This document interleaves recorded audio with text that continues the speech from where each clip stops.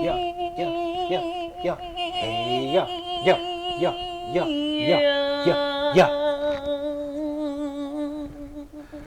all this? What's all that? You know what it does? What it does? In my ear, what you think it it does? sounds like it sounds good. Does it not? This doesn't do anything for your ear. Because it's like like a fan. Yeah, like what you used to do with the fan, and you. Yeah, can you hear it though? I can hear it when I do this for me. Yeah. But you, I can't hear it. Damn, so you can't even hear what I hear. I hear what you hear. I still hear it. I think we still hear the same thing. Shut up. I want to be a singer so bad. If I was a singer. Listen. Welcome back to another episode of Friends with Spanish Podcast, y'all. This is another home edition. Shout out to Spizzy. We still at Spizzy. We just, we're on the Spizzy when we have couples. Yeah. So when it's just us. We here. Yeah, this allows us to, We here. If I was a singer, what do you envision our life would look like? Because I would be out here helping you make hit after hit. That's what our life would be like. After hit. That's what our life would be like. We would be making hits. That's exactly. Do you think we would bump heads? I mean, we bump heads without you singing.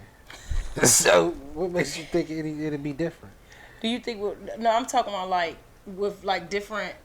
Because creative. Yeah. I think whenever you do something well. You know what I'm saying? You cocky. You.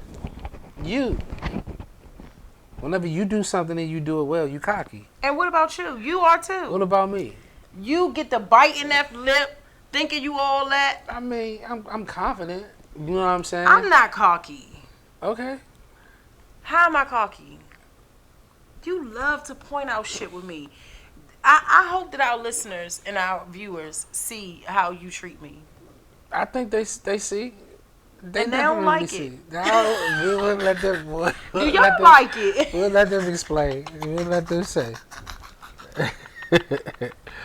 Black don't treat me like that. You crazy. Yeah, I think I've always wanted to know how to sing, and I feel like I could sing at one point. I don't think I can hold. What you mean? What's the point? Like I was in a choir. You was? Mm-hmm. You did. I was in the choir. You talking about at Granny's church? Don't you dare! Don't you dare! Don't you dare! Yes, that's why I was in the choir at my granny's church. You talking about the church I went to? That's don't the be way. at the granny. I'm not Granny knows my heart. So yes. So, but are you talking? That's the church you talking about? Me, the twins, and Joe. Y'all was Joe was in the choir, and you are bragging about. You are bragging about this choir, and Joe was in the choir. Joe was in the choir. Me and the twins, and me and the twins could sing. And the twins was in the choir. So you, the twins, and Joe was in this choir. And there was 3 other people from the neighborhood in the choir. Oh, so it was only 7 of you. Oh my goodness! It was only 7 of y'all in this choir, and I know 4 of them. Oh. So how many people supposed to be in the choir? Hold up, this is going to solve it right here. How old was you? Shine wasn't born. No, Shine was born. So I was like 7 or 8. 7 or 8. Mm-hmm. What section did you sing in? Soprano. What section did Joe sing in? Tenor. And the twins sung in? Alto. No way. No way. At this point, I'm just saying. I know. You got Joe right. Because that's where all the men go. I'm just saying. You are. You knew the words. You definitely knew the words. I give you that. That's because I was in the choir. Okay. I just don't know. I What don't you know? How many people are normally in a choir? No, it's not really about how many people are normally. So because why did you laugh? Zion has like 7 to 8 people. So why did you laugh when you said because so it was only 7 people? Because I know 4 of the 7 people. And what does that mean, though? I know the 4 of the 7 people's singing capabilities now. You've never heard Joe sing. I have heard Joe sing. No, you have not. When did you hear Joe sing? Joe sings. Joe will sing just, he'll randomly start singing a song at like a fight party or something like that. Does he sound good? Out of all of y'all, Joe, well, I mean, I don't know. I don't remember like that. Shine can sing too. Yeah, Shine sounds, yeah. I think I've heard Shine sing before. Yeah. Shine can sing. I can sing. The twins can sing. I don't. Those are the ones that's kind of like throwing me off. You know what I'm saying? I would need proof. I would need proof of the twins singing. Like, yeah, they probably should be able to sing. Like their voices. Don't do my sisters like that. They should be able to sing. They should be able to sing. Y'all, we just. And then this is my thing. If the twins knew how to sing, if the twins really knew how to sing, they would be singing right now. The twins would definitely be singing right now. Yeah. The twins would definitely be singing right now. Right now they would be singing. I'm talking about at this moment. Like they would talk and sing. The twins would let everybody know that they can sing. Exactly. So it's evident they can't because they're not letting anyone know. Why don't husbands follow directions when the wives tell them to do certain things? I don't know. I don't know what that is. What do you mean? Like, give me an example. Why do you think? No, let's go back to this. Give me a. We're going back to something. Well, we never was there. It's in my head. Okay. What is it in men's? Because you said go to a man, and I need to know. Okay. I think this is good. I like that. Why can't men remember stuff or find stuff? Like, what is that? I really need to know what that is, especially the finding stuff part. Like, what is it? What happens? Are you thinking about something when you're looking for stuff so you can't really focus on looking? What is happening in your brain when you're going to look for something? I think we scour it, quickly like we normally do in other situations, and we've been successful in it. And then when we do it in this situation, it just doesn't work out. Me personally, I don't understand it. I'm telling you, it baffles me, and you about to be mad at me. I'm about to tell you that right now. You about to be mad at me because I'll go somewhere like lately. If you ask me to look for something, like I don't want to come back and tell you I didn't find it. You know what I'm saying? So I would go without it, or I would just like stay in there until I really, really found it. And if I can't find it, and I've like really scraped all the cracks and crevices or whatever, and it's not there, then I'm confident to come to you and be like it's not there. Mm-hmm. And it really feels good to come to you and say it's not there, because that means you told me it was somewhere and it's somewhere else, and I really did look for it. Because what happens is I tell you it's not there, and then you'll be like, oh my God, and then you'll get up and then you'll go in there and it's not there. And then you be like, oh my bad, baby, I put it up here. How many times has that happened? It's happened though, period. How many times have it happened? I don't know it's happened, but listen to this though. This is the thing that I'm gonna say that I think you'll get mad about.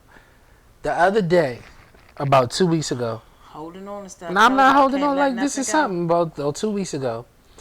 I went downstairs and I said your keys was somewhere. I don't know, but it's like I was looking for the keys, so I looked in every shoe, every shoe from, you know what I'm saying. You know how we got the rack or whatever, and I told you like I don't know where the keys are. You know what I'm saying. I looked, blah blah blah.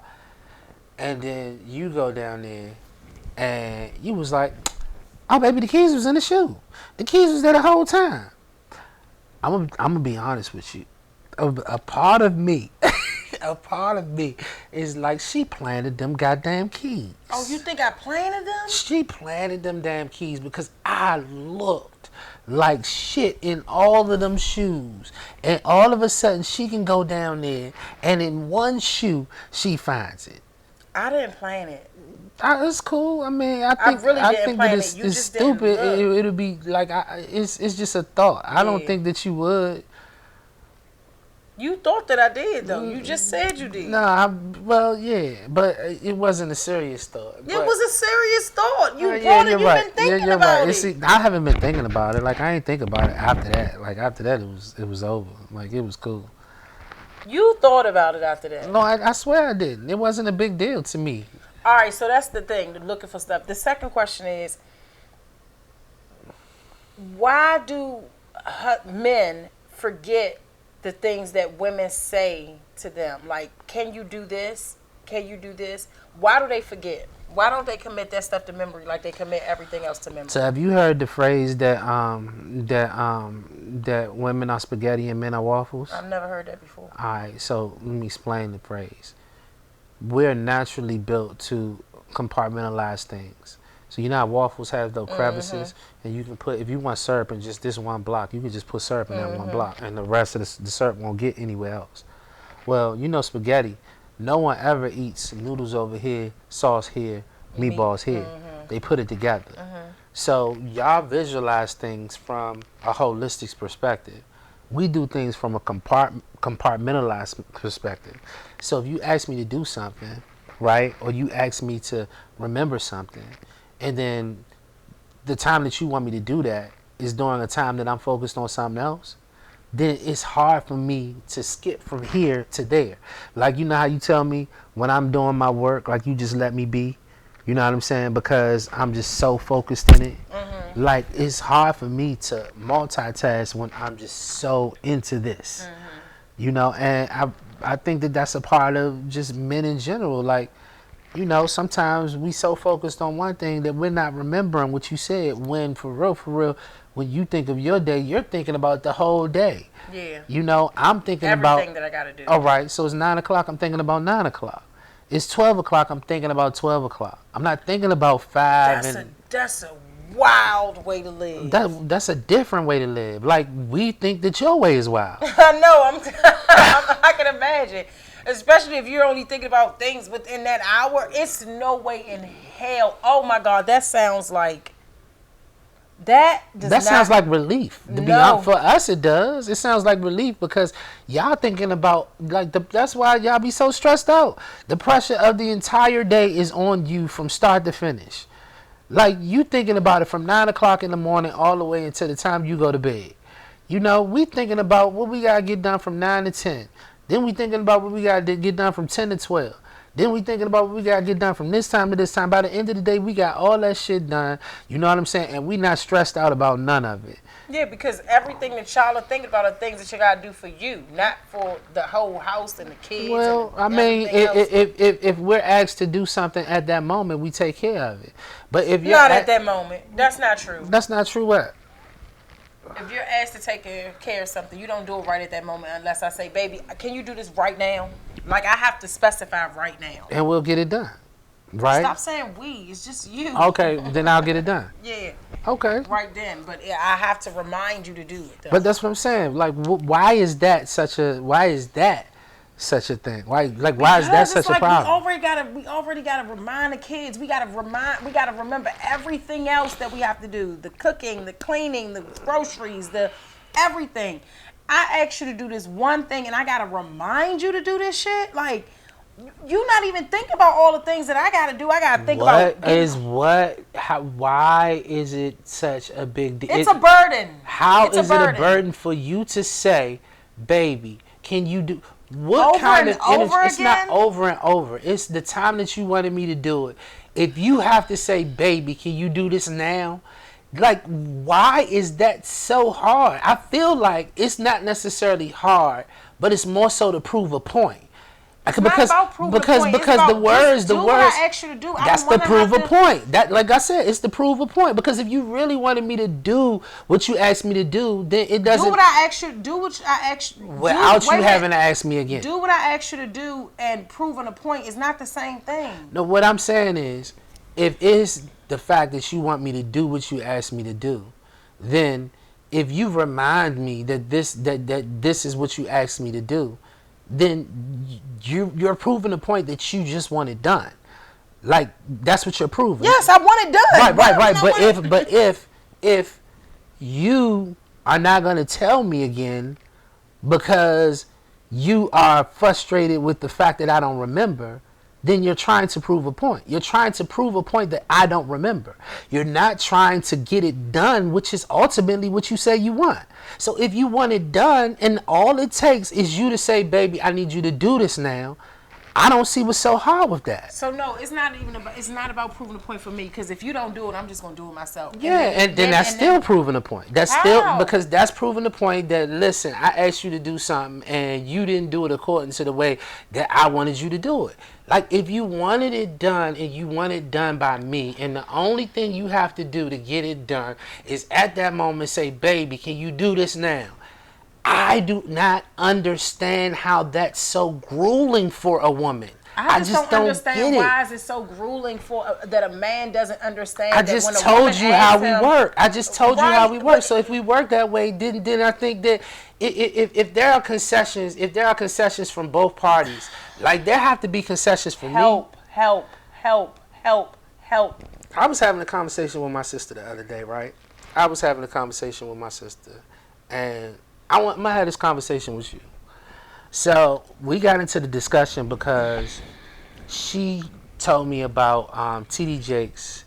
He did a sermon on Father's Day, and during that sermon, he was talking about how, you know, I listened to the whole sermon, but the clip that was on Instagram was talking about how we're not raising women to be wives.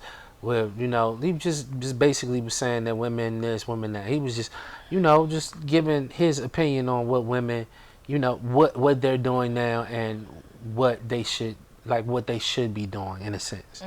And the internet went crazy. You know what I'm saying?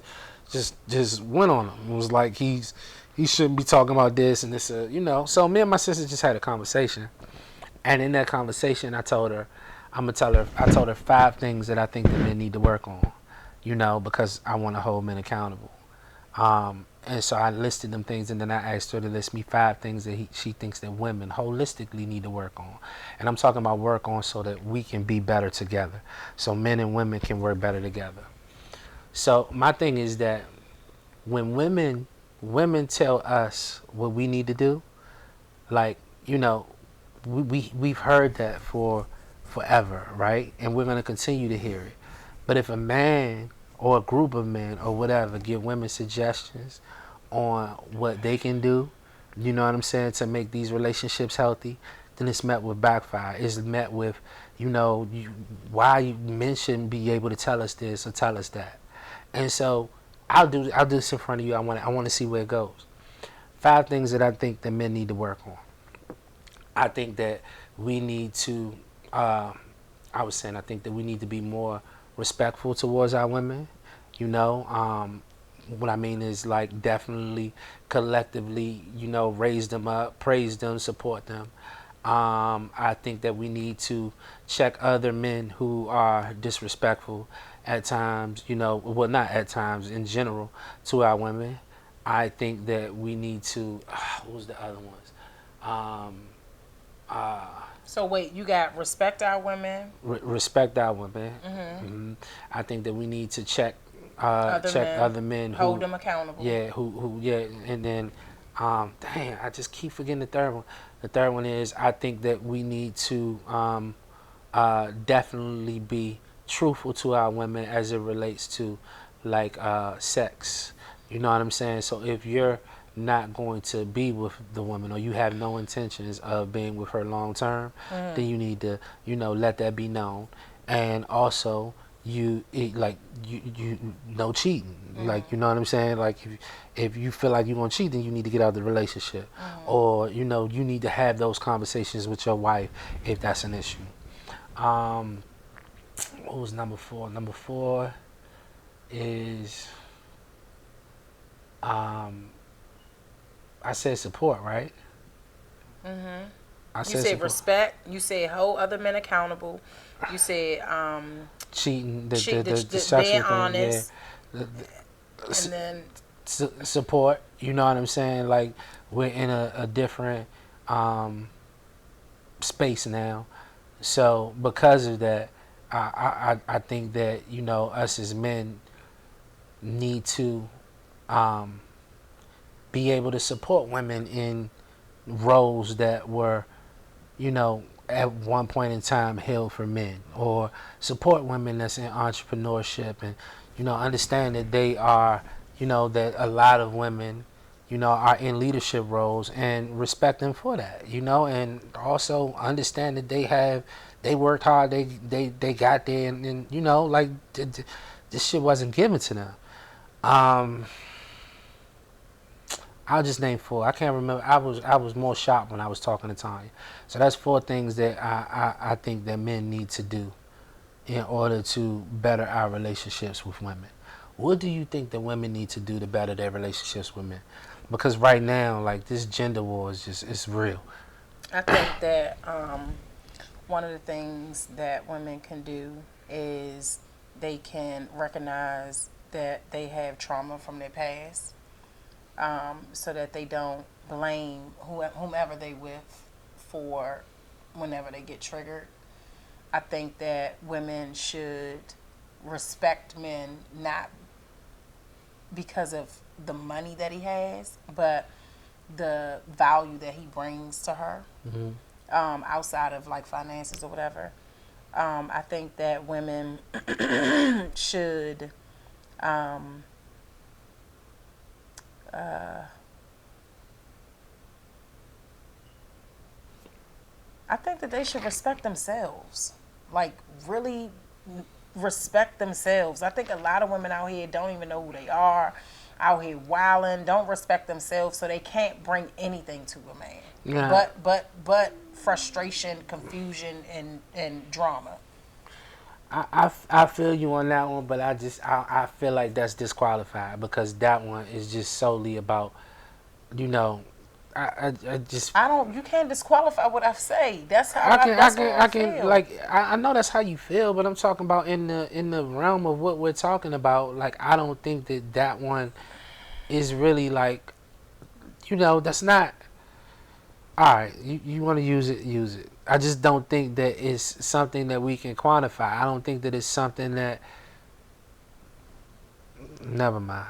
What are you? What do you? Don't What are worry you? about it. No. What? You No. want two. You want three. No. That's What are three. Give me you? two What are more. you? What are you looking for? What are Give me you two looking more. for me to say? Are you I'm looking not for looking for you something to say nothing. in I'm looking for particular? you to no. I'm not looking for anything in particular. Go ahead. Y'all, that's three. You got two more or one more. Um.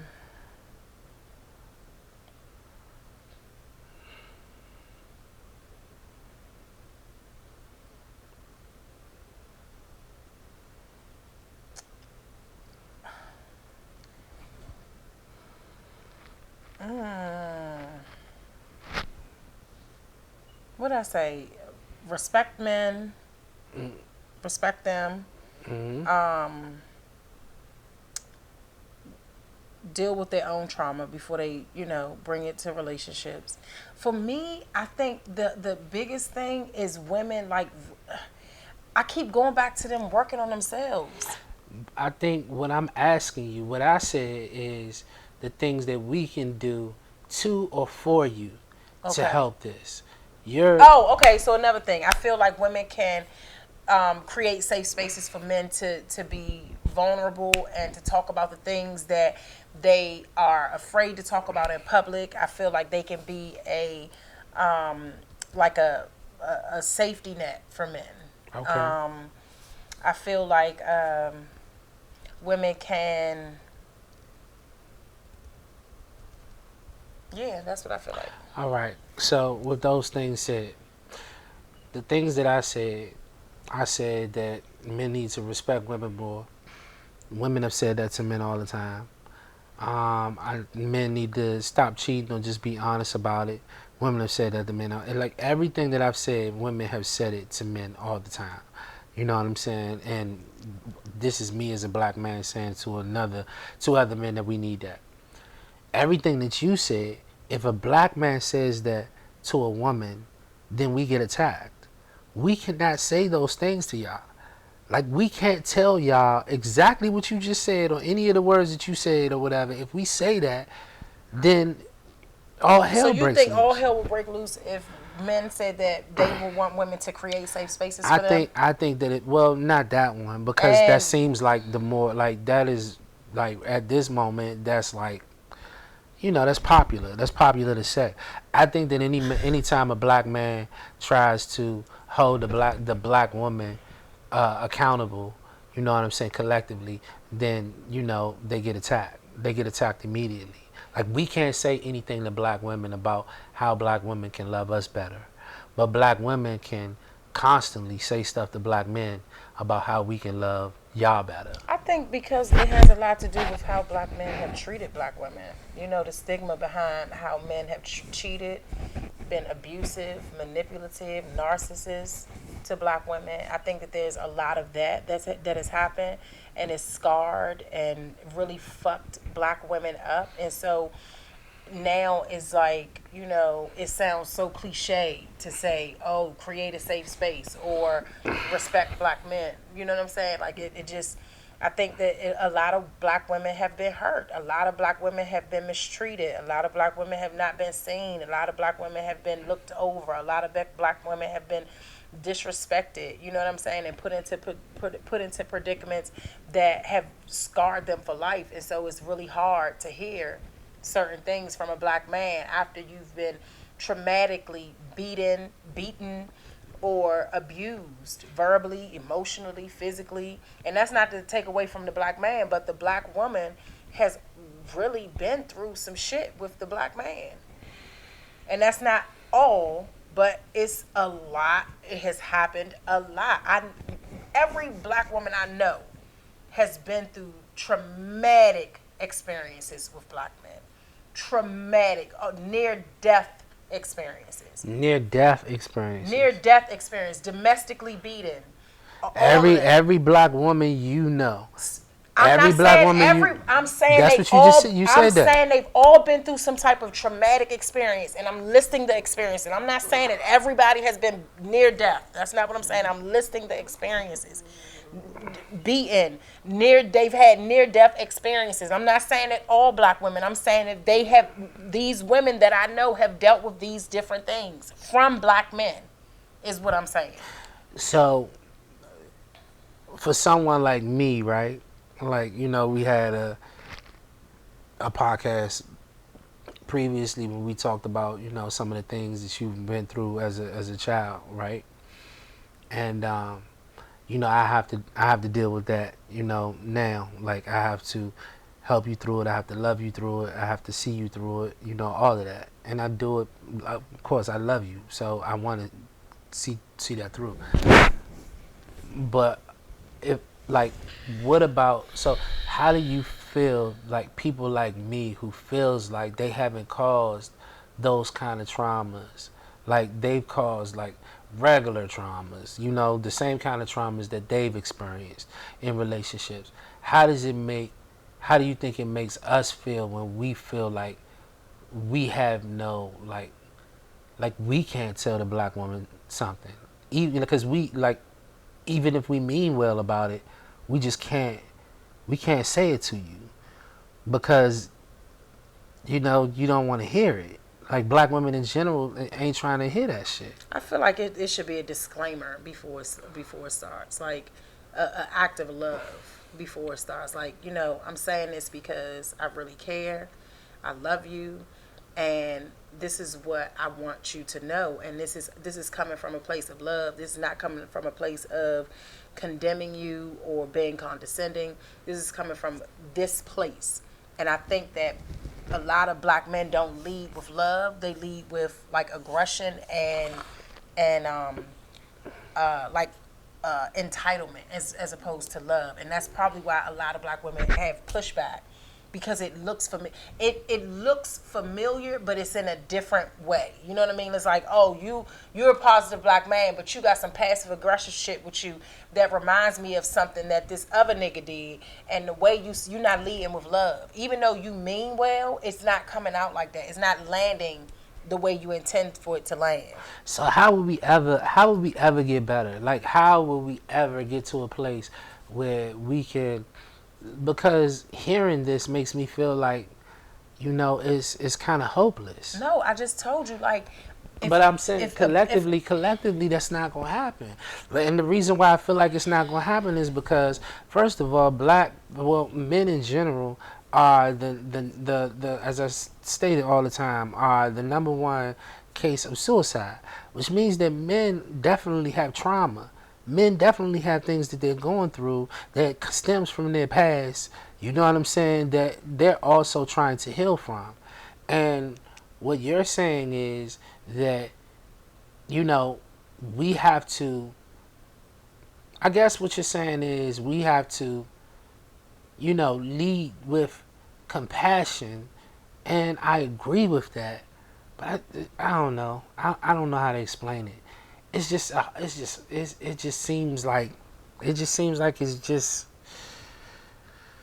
seems tough. It seems tough to get a whole group of men to lead with compassion, like fully, when it just seems like it's just so much kickback. You know what I'm I feel like saying? it's the work. That's what I feel like. It's work, and people don't want to do the work. It's work. At the end of the day, it's work. But when we say people, we're talking about the like everyone, right? We're talking about men and women. They don't want to do the work. Okay, I mean, I would agree with that. Because you said it seems tough to get a bunch of men together to lead with compassion. That's work. They don't want to do that work. They don't want to do that level of work. I think they want to do the work for themselves. Like they want to do the work. Right. So then, I think they how want is to it do going the to help work. the women if they only want to do it for themselves? Because you just said that it's not about self work. You talking about. But how what you I'm saying contribute is, to the, what they're doing is they are trying to heal within themselves so that they can be better for the community. And so, and in doing so, they would have to face a lot of things. Like in these meetings with the barbecue bars and the burger bars, like we talk about that shit. We talk about how we could be better for our women, and the things that we're doing wrong, and the things that we need to do better, and the kind of traumas that we've had that led us to this place, and all of that. Like these are the kind of conversations we had. I don't know if those conversations are being had in women's spaces about what y'all can collectively do better to, help. we definitely talk about that at Dear Self Brunch. Okay. It's not just about because That's how. So, and I'm sorry to cut you off, but I'm sorry to cut you off. No, I gotta. I know. I'm just. I mean, I'm not, because I'm not saying it about. I forgot. Go ahead. So this self brunch is something different. You know what I'm saying? But when I hear like slogans or things that come out of empowerment groups for women, it seems like they're just saying, girl, get your shit together, and you don't need, you do this shit on your own, and girl, you got this, and and it just seems like men aren't even in the framework. You know what I'm saying? It's get your shit together, go out here, kill a game, get your money right, take care of your family, but when in the men's empowerment, we have to talk about, when we say take care of our family, and we're talking about the wife too. We're talking about, even if it's the baby mother. Why do you not think that black women want to I don't think that the black woman doesn't want to lift the black. That's not how this conversation got. Talk about that in their events. No, I said that. You said Dear Self Brunch is different, but you don't. When you hear about this, I said when I hear about empowerment, this is what I hear about, and that's all I said. You're not in these spaces to say I agree. I agree. I'm not. I didn't say that. That's. Okay, I said just this is what I'm clear. That, and I don't think that black women, don't want to support black men. Okay, I just wanted to. I don't think that black women don't want to support black men. I think that black women are definitely, going through trauma, and they're trying to recover. Because I definitely think that generations of men have done our women wrong. Yeah. And to be honest, my generation was even part of it. So I can't act like I'm far removed from it. But I can say that I see. And this is surface level because I don't know what people doing in there, behind the scenes or whatever. But the men that I'm running into now, and the men that I've been talking to or whatever, or the men that I know, they seem like they really, like, these are black men that love their black queens, that are supporting their black queens, that, truly want, like, the community, aspect to get together, blah, blah, blah, and I mean, I just don't see the narrative of what the black man. I don't see much of the vision I don't see. This is hard because I don't really know the full vision. But from what I hear, you know, I don't see the vision of the black man being that. If that makes sense, I don't see that it's no good. Is like all these niggas out here is no good. You don't, because that's not who you surround yourself with. Right, right, and that's So why I it's a said, difference. yeah, I guess it is. That's a difference. But I wonder how many circles are like mine, and it's I don't know. I think it's hard for me to believe that that the majority of no good niggas that no good niggas outnumber us. I can feel you on that. Yeah, it's real hard for me to believe that, and so that's all. But we got work to do, and the shit is hard. But with that being said, go to friendswhosmash.com. Get your tickets to Views from Forever, our play that we have produced and we starring in. We want to see your face there. You can sponsor tickets. You can get tickets for the community center, for the rec center, for the church, for the youth church, whatever you want to do. Friends Who Smash Podcast on Instagram. Shout out to Spizzy. Yes. Shout out to you all. Thank you all so much for hanging in there with us and listening to us as we banter back and forth like y'all not even here. Yeah. Because y'all not here. But thank you so much for joining us on Leave our your comments, couch. man. Leave your comments.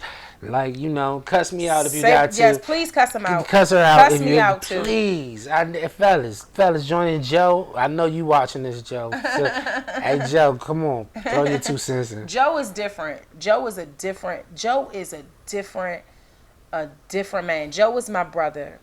And I watched him yesterday. He just got married. And I have watched him be a hood street nigga to an upstanding husband. My brother works 16 to 18 hours a day. He comes home. He has a baby. My niece Dream. He has a few kids, but he has a baby. Dream will be 1 this month. And he comes home immediately from work, gets the baby from his wife, takes the baby, gives her a bath, feeds her, put her to sleep. And he's been working all day. He reminds me so much of my dad. He is a total different man. He is like, I was just at his house the other day getting my hair done, and he was cutting the grass, going to the store to get toilet paper, paper towels, and whatever. He went to the store to get the kids something to eat. He went back to the grocery store, got some food to put on the grill. He went and cleaned up upstairs. He was doing so much stuff. And while, his wife was doing my hair, and I was like, you're not going to rest? And he's like, I have 1 day off. And in that day off, I got to make sure my home is straight. And I never thought that I would see the day that he would be that person, right? He is an amazing father. I always say he is second to none. He's an amazing father. And now to see him as a husband, like, I'm so proud of him, because I remember when we lived together, he was out in the streets. I would be so scared for him to go to the clubs, and he would come back in the house fighting and shooting, or just wild stuff. To him now being like the best husband he could possibly be. And yesterday he just stopped when I was there. He just stopped and just came down there and prayed with his wife in the middle of doing my hair and asking her was she good. It's just a great. I'm just grateful to see it. I'm grateful to see it. So there are good men out here. That they are men that was once street hood niggas that can turn into husbands that women have dreamed of and things like that. Let me ask you a question. Percentage wise, what do you think that Joe is in the percentage of? I don't know if I'm asking this right. How many men do that? Yeah. I don't know, but that was impressive. But I'm asking you how if you was to give a number of the percentage of husbands that do what Joe do, you know what I'm saying? What would you put that number? Well, you don't even. Well, I guess I would say you don't have to say it, but go ahead. What would you put that number? I don't know. It's really low. bleak. Yeah, you it's very low, and because I hear women complaining about their husbands not doing anything. Not doing anything. Like, everything he did yesterday, he just did. You know what I'm saying? Like, he just was doing it. Like, that, she asked him to go to the grocery store. But he was like, I'm all right, I'll be right back. And she was like, and then in the middle of everything, he was getting his hair cut. It was just wild. He was like, she called him. He's like, where did you? She's asked him, where did you go? He was like, we needed some toilet paper, paper towels and stuff. Like, that's rare. That's rare. Not, I don't see that. Okay. I see a bunch of women having to ask for these things. So put that. I want to know from y'all in the comments below. What's the percentage, and if your husband does these? Because I'm so interested in these numbers. I really am. So put that in the comments. Once again, thank y'all for tuning in to Friends Who Smash Podcast. We truly appreciate y'all. Yeah. Love y'all. Love you, baby. Peace. Love you too. Peace. Peace.